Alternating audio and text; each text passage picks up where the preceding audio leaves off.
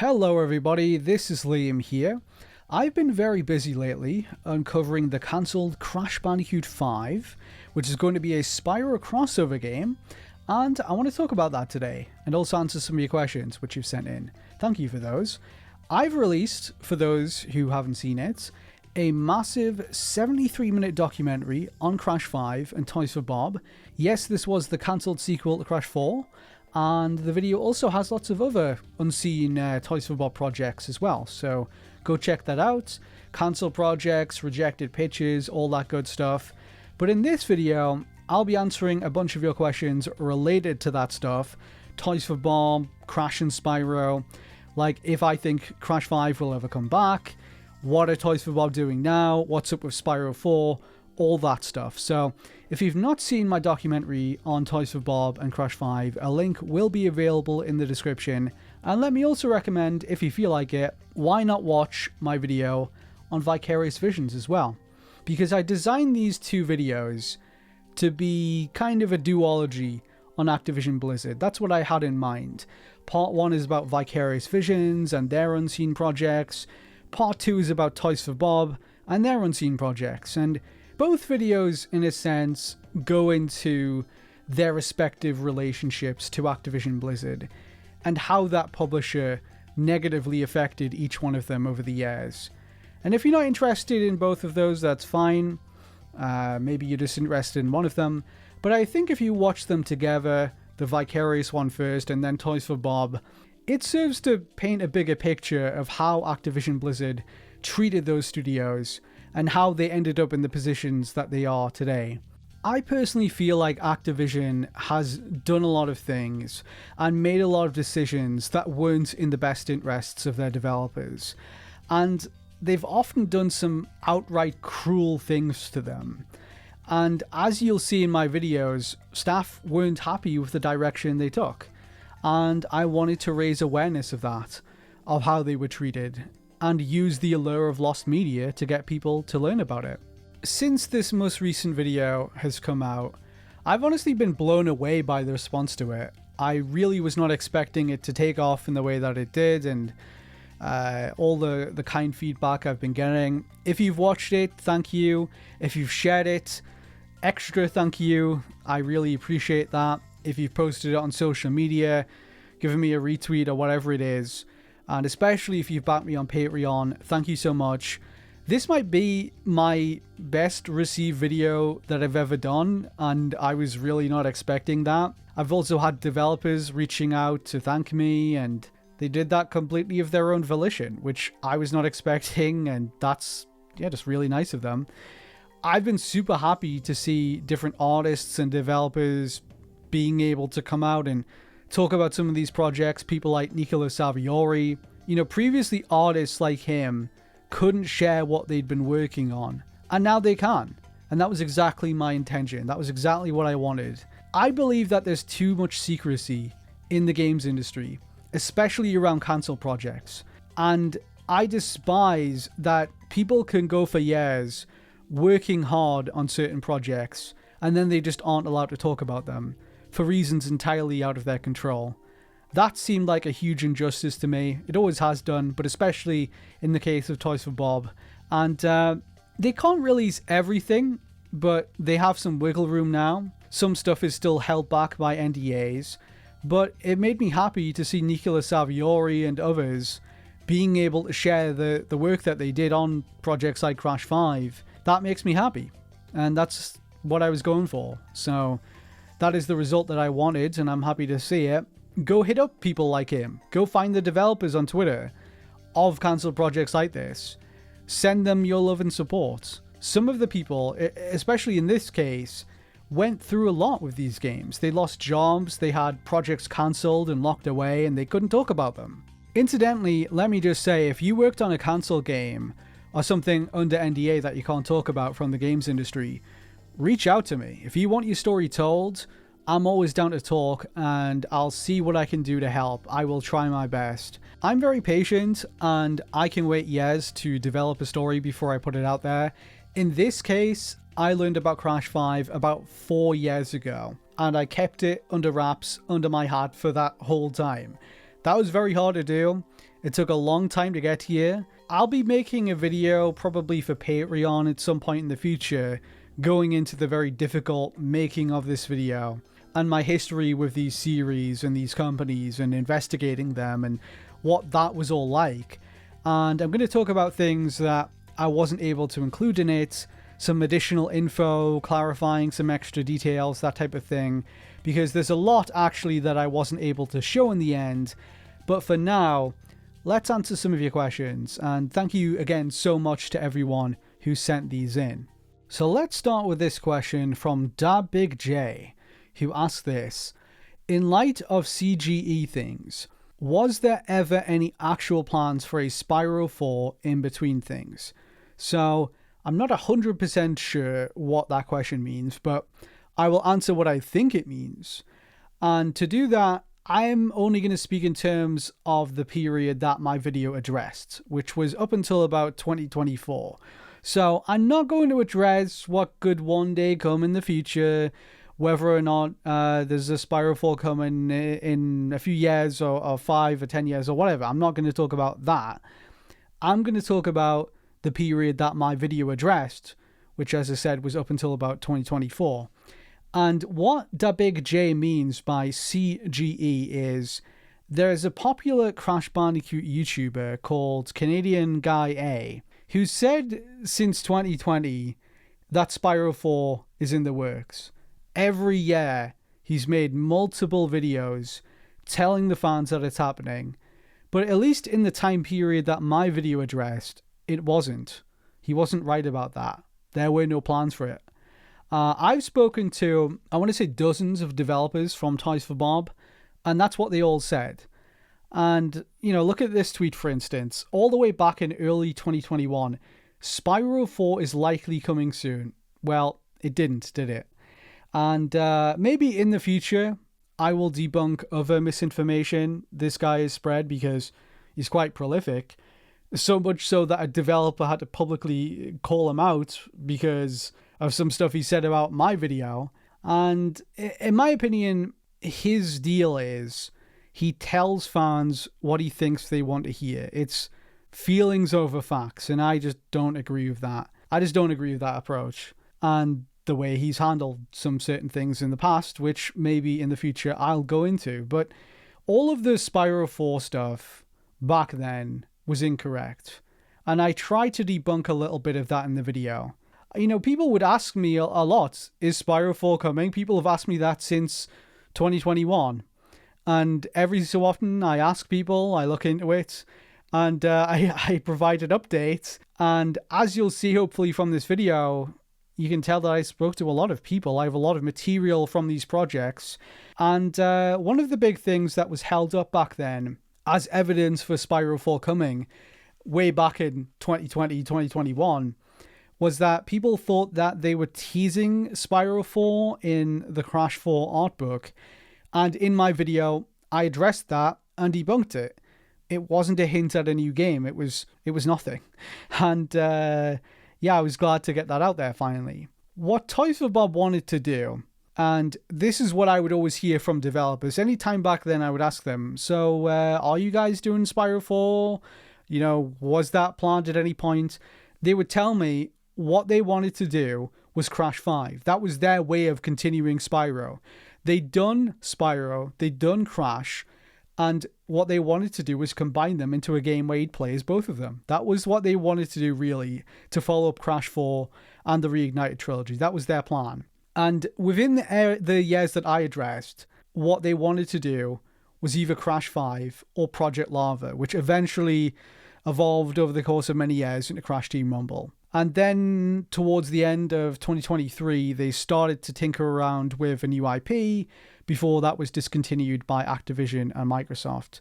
But as I say, back then, Crash 5 was the closest thing to Spyro 4. And then they kind of reworked their idea for a crossover game into Crash Team Rumble, which is what I go into in my video. So the closest thing to Crash 5 that we have today is Crash Team Rumble. I know a lot of people didn't want to play that game for various reasons, and that's totally understandable, but that's the reality of it. They had an idea to do a crossover between those two franchises, And that's how it ended up manifesting itself because of Activision's decisions. Like, they could have done Crash 5 and it had been like a traditional single player 3D platformer crossover, but instead it ended up being a live service multiplayer game. And that's not what a lot of people want, but that's just what ended up happening. And I think, what they were thinking way back then was that, again, they made Crash 4, they made Spyro Reignited Trilogy, and Crash 5 would have combined their experience from both of those to make a new Crash and Spyro experience in one game. The closest thing to an actual Spyro 4 before 2024 from back then, from this period that we're addressing, I explored in my video on Vicarious Visions. So if you haven't seen that, go check it out. In 2018, they had an internal pitch for a new Spyro game that would have had Spyro as an adult. That project by them is the closest thing to an actual Spyro 4 back then that I've heard about. And I've researched this stuff quite a lot, spoken to many different developers, and so that is my perspective on that. The next question is from SES Gamer, who asked, did you share this info with Matt McMuscles? Which is quite a funny question. No, I didn't. I told almost nobody. I told a couple of close friends, like 1 or 2 details, but even like my best friends, I don't think I really told them very much. I think one person, probably my closest friend, I did show most of the stuff to, but that was that. I didn't tell Matt though. Maybe I should have. I love Matt. Matt and I have done podcasts together a couple of times. Had Matt asked me about Crash stuff, totally would have told him, but I don't know, that never came up. And I don't go out of my way to share something around when I'm researching it, for various reasons. And but that's no slight against Matt. Matt is the GOAT. I'll have to catch up with him soon. So thank you for reminding me. I actually was just watching his video on Stranglehold. So that's cool. Shout out to Matt. Not that he needs it, because his shit is much bigger than mine, but there you go. Thank you for your question. The next question, a lot of different people ask me this, so I'm not going to attribute it to any one person. I saw this from a lot of people, and it might be the most frequently asked question in response to this video, I'm not sure. But it was, will Crash 5 come back? Will it still happen one day? And I have a lot of thoughts on this. Recently, I recorded a podcast with my friend Dan, where we talked about the Crash 5 video in depth and some of the stuff related to that, Toys for Bob and what's going on there and all that sort of thing. And he asked me essentially the same question. And I don't think my answer, my stance on this, has really changed since we recorded it. So I'm just going to be lazy and include that right here. And then you can listen to it. And I think this will answer your question, at least in terms of what is my view on that. I know that your whole video is about the past, which I know you don't delve into speculation in terms of what's for the future, but it does make me wonder, like, would they restart this project again and be like, hey, Microsoft, now we're with you, we'd like to actually go ahead and do Crash 5? Because since your video coming out and seeing the positive feedback from Crash fans, and so, or just not even just Crash fans, like just fans in general of video games, and seeing this being like, this looks so fucking cool. Look at all the positive feedback everyone's giving it. Can we go ahead and actually make this now? That would be pretty unprecedented, wouldn't it? That would be... Yeah. Can you think of an example of something like that happening? Not like having the crowd or the fan reaction of liking that concept and then restarting it again. There's been obviously plenty of examples of games restarting development after being shelved for a number of years, but no, I can't think of anything off the top of my head.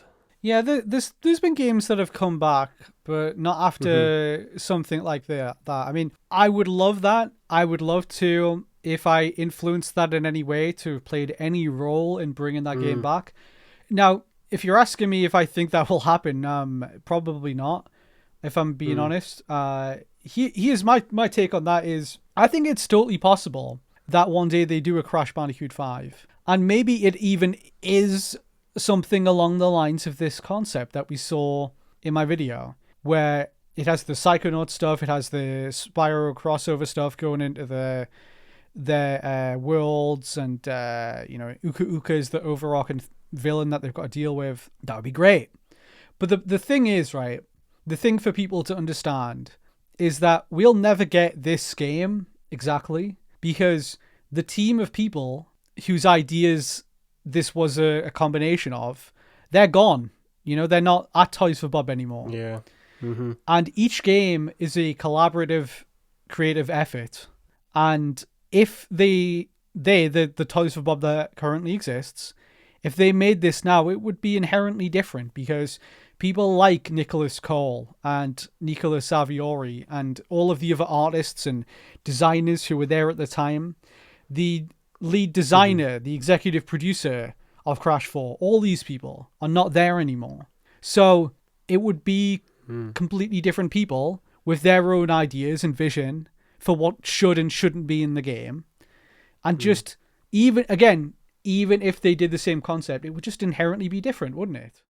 Okay, so hopefully that answered your question. And if you're interested in listening to the full thing, it's about 2 hours long. It's on Patreon, and it's only $1 to get access to that entire series of podcasts. So check that out. Link in the description if you feel like it. PSUI asked, I was wondering, did you put all the concepts you had in the video, or some of them couldn't be shown? That's a good question. I have a lot more, and I've shown you almost everything that I can at this point. There are various reasons that I can't really get into as to why I've not shown everything off. In the future, I hope that I can show more stuff off from these projects like Crash 5, but as I say, I can't really go into it. But believe me, there are legitimate reasons why I haven't just put everything out there. I've not just shown everything in the video or something like that. But when I work on these videos, try to preserve everything that I can in the hope that it will be backed up and preserved and it won't be lost. I am pretty rigorous about how I go about this, and I'm hoping that at some point we can get some of that stuff to a game museum or something like that. But I am pretty rigorous about my whole preservation process, and I'm always expanding it. And I guess the thing I would say is, rest assured that it's out there. I have it. It's safe. And I'm hoping that the developers can now have a chance to show off their work, show off their stuff, and get the clout and the credit for it. And maybe get the next job by putting it on their portfolios or whatever. That's my hope, right, at the moment, is that happens. Is that the developers of Crash 5 and other unseen projects get to now post their work, and that is of some benefit to them. That's what I want at the minute. Beyond that, if that doesn't happen, I will share more stuff in the future, but there are things that right now, which I wish I could get into, but I can't, are stopping me from posting everything. But eventually, there'll come a day when that stuff will get out there, I think. Either by me or someone else. But I have it, and if I have anything to say about it, it will get out there one day. That's what I'm hoping. I would love to show you more stuff. There's some stuff to do with Nina and Aku Aku that I'd love to show you, but I can't at this point. Bear with me, because I think one day we'll get there. I will say there's some stuff that I describe in the video that you don't see, and I have concept art of it, or I have something of it, and it's really cool, and I wish I could post it, but I can't. So, yeah. Another question which I got from a few different people, which I think I'll answer, is, will I do more videos on other Activision Blizzard studios, or will this be it? And my answer to that is, I might in the future, but I have no immediate plans. There are others that I find interesting, but these were the two that I found most interesting.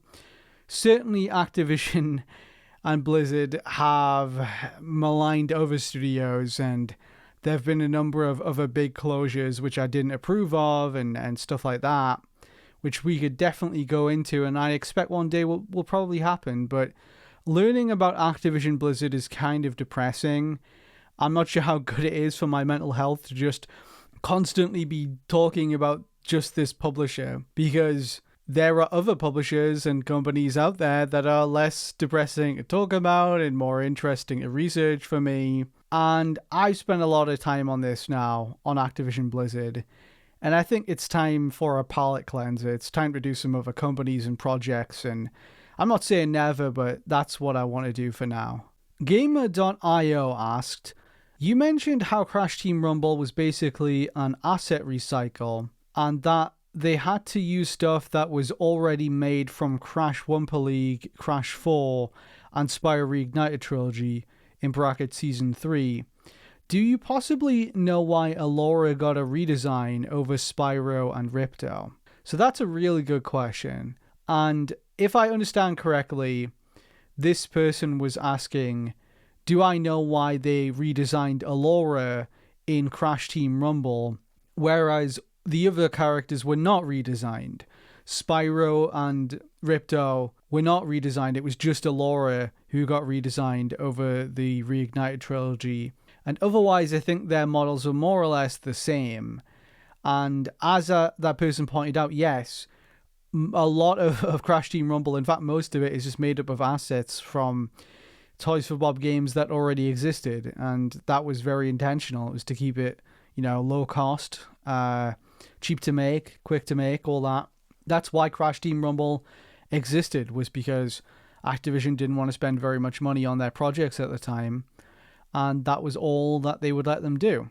So, as I understand it, the reason why Alora got a redesign in Crash Team Rumble and the others didn't was because Toys for Bob had already been pretty hands-on with the other designs, but I don't think they were with Alora. The Spyro Reignited trilogy was developed at a breakneck pace. It was 3 games built from scratch pretty much, within the space of about 12 months. Maybe just slightly over that, maybe some pre-production. But when they did that, not everything was done by Toys for Bob firsthand. And so I think due to that dynamic, they weren't able to stipulate very heavily on elements from Spyro 2 and 3. Toys for Bob mostly handled the first game. Obviously, they did a lot of stuff on those other 2 as well. But a lot of work from Spyro 2 and 3 in the Reignited trilogy was outsourced to companies like Vicarious Visions and others that I can't think of at this present moment. But yeah, a lot of work was outsourced to different studios, and I think Toys for Bob was generally happy with the game, but there were aspects of those later 2 games that, had they received more time, they would have gone back and changed things, and I think this was one of them. It never really occurred to me, honestly, to question this whole thing very much, but then when I started to investigate this stuff and talk about it, this question kept coming up, so I guess people have always been interested in why Alora got a redesign, and that's why I think. I think that Toys for Bob probably wanted to change it all along. And when Crash Team Rumble came around, we're doing this character again. Here's an opportunity. We are handling this mostly in-house with some outsourced work being done by a studio in Germany called Airborne. And as I understand it, Toys for Bob, was able to more closely oversee Crash Team Rumble versus the Spyro Reignited trilogy. And they said to Airborne, hey, can you redesign Alora and make it more in line with our stipulations in terms of what we want and everything. And if you compare the Alora design versus how she appears in the Reignited trilogy, the design just looks better. It looks more in line with the modern Toys for Bob house style. And I think that's exactly what they were going for. It was just redesigned because they felt like they could do better. They felt like it was in need of a refresh. And I don't think the answer really gets much more interesting than that. They just had the chance to redo it. They had some resources. And when they were doing Spyro, they were in a bit of a rush to get that out.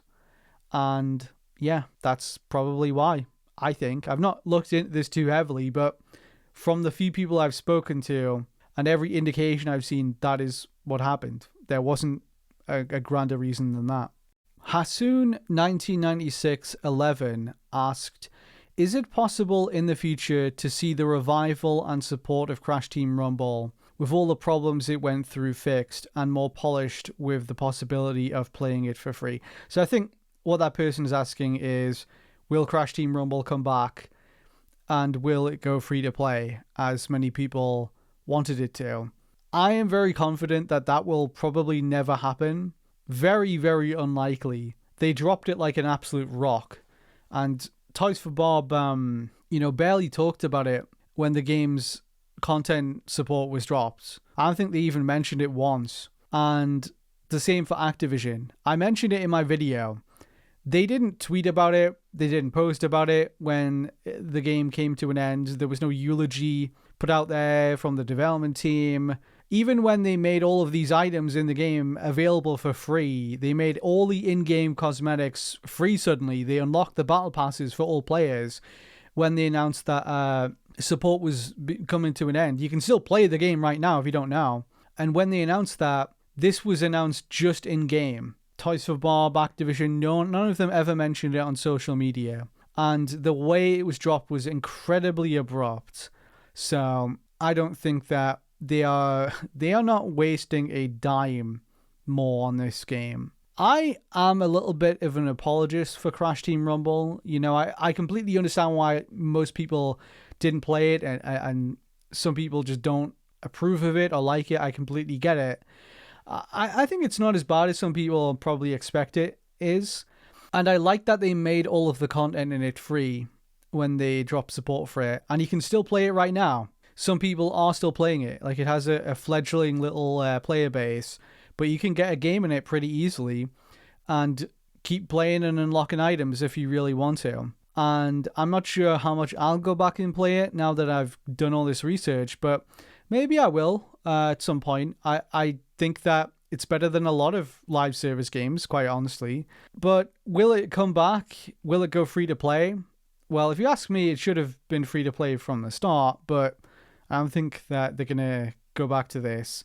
Toys for Bob has moved on to a new project. There's nobody left who will do it. Microsoft laid off all those people. And I think if there was an ounce of doubt in their mind about Crash Team Rumble, they wouldn't have had those Toys for Bob layoffs. They wouldn't have kind of reorganized their relationship and let Toys for Bob go indie and all that sort of thing. It wouldn't have been cancelled in the first place, Crash Team Rumble, if you can call it that. Its support wouldn't have been dropped in the first place.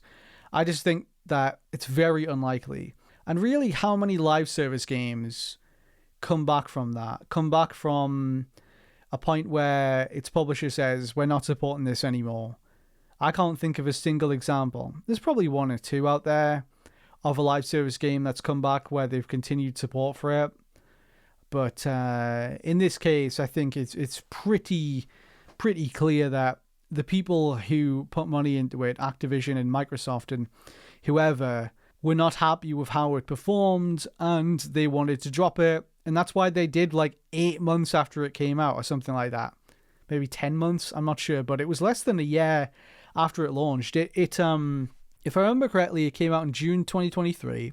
And they announced that they were discontinuing support in about February or March or something of 2024. So there you go. I just don't think there's any chance that this game comes back. But if you want to play it, if you've not played it, if you can get it cheap, you might have some fun with it. It is just it's a Crash platformer in a multiplayer game, and it's kind of a unique concept, and I think you could do a lot worse in that space personally, but that's just me.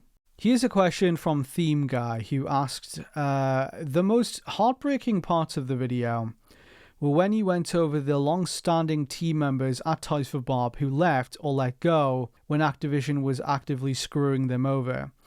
Do you have any information on whether they've managed to reacquire any team members after going indie? So there is one person who's come back, but otherwise not as far as I'm aware. I've not looked into this too heavily, but I've asked people and I've heard things through the grapevine, as you would imagine, in recent months. I've continued to ask people because I'm just curious for my own personal sake. Sometimes when I'm not even doing anything in terms of an article or a video. I'll just ask because I want to know for myself. And one person has come back, but otherwise, I think they are purposefully trying to keep the team small. Not to say that the layoffs were a blessing or anything like that, like not at all. But I think they are working with the hand that they've been dealt. And they were reduced to a small team. And the pro of having a team that small is that Toys for Bob historically knows how to create games with a team that size. They know how to do it. They know how to be small and nimble. And they actually mentioned this in their blog post where they announced they were going indie. They said, we're going back to our roots of being a small and nimble studio. And yeah, I think that's very intentional.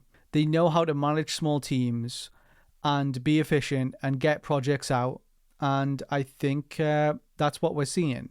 They've gone back to a relatively small team, and they are going to be able to put out a project, I think, in a pretty good timeline. If you look at the other games they've done, Spyro and Crash 4, like the production on those projects did not last that long compared to modern AAA games.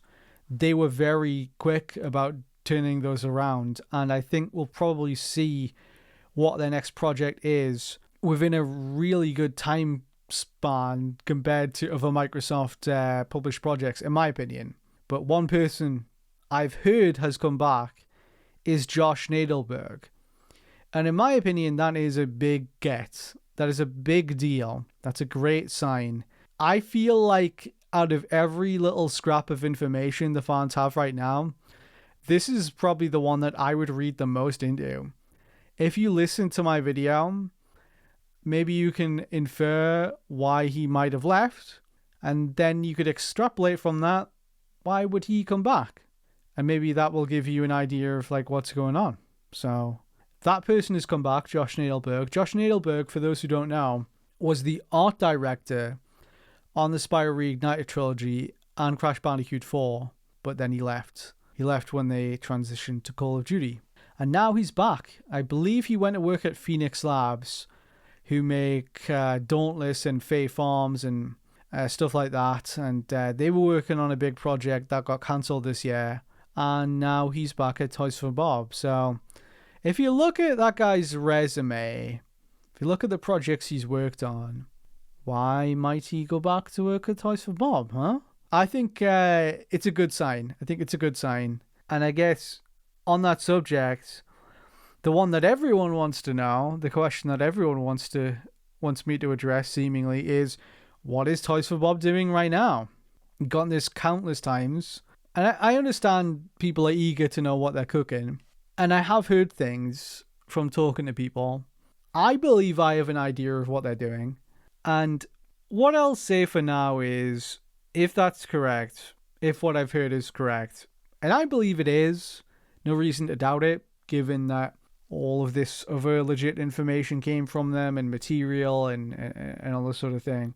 By the way, some people are seemingly under the impression that I have only one source on this stuff, which is hilarious, given that I've spoken to probably 20 to 30 people about Toys for Bob over the past 5 years, but okay, whatever.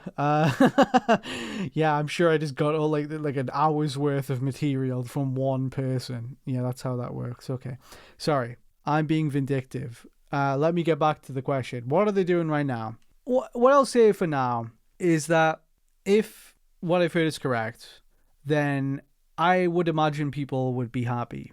I've only heard rumors so far. That's what I'd say. From developers, not Joe Blogs off the street, not just some random forum or YouTuber or something like that. Like, I've heard things from development sources, and I did try to hint a little bit at this in my video to some degree. I feel like it's too early at this time to talk too much about what they're doing. This is also their first project since going independent, so I feel a little bit conflicted about getting in the way of that, and I wouldn't want to sabotage anything at such an early phase. I've talked about in videos before how projects can get cancelled over leaks and that type of thing, and there are leaks happening, but I'm not going to come forward with anything at this point. Maybe in the future, if I have something more substantial, then I will share it. I've heard things, is what I'll say, and I would say there are a lot of good signs at the minute that what they're working on is something the fans want, and what I've heard is sounding good. That's all I'll say for now. I guess it excites me personally, and I can't wait to see it, but that could be years away. So, I wish I could say more, but I know how the internet is with this stuff and how carried away they get, but there you go. Those are my thoughts. It excites me personally. I can't wait to see it, but it's probably a long time away. On that note, thank you for listening to me ramble on and answer your questions, and thank you for sending them in. It's been fun, and I hope you enjoyed listening to this. Subscribe, give me a like if you enjoyed it. And I'm always on Patreon making content all the time if you want to support me on there.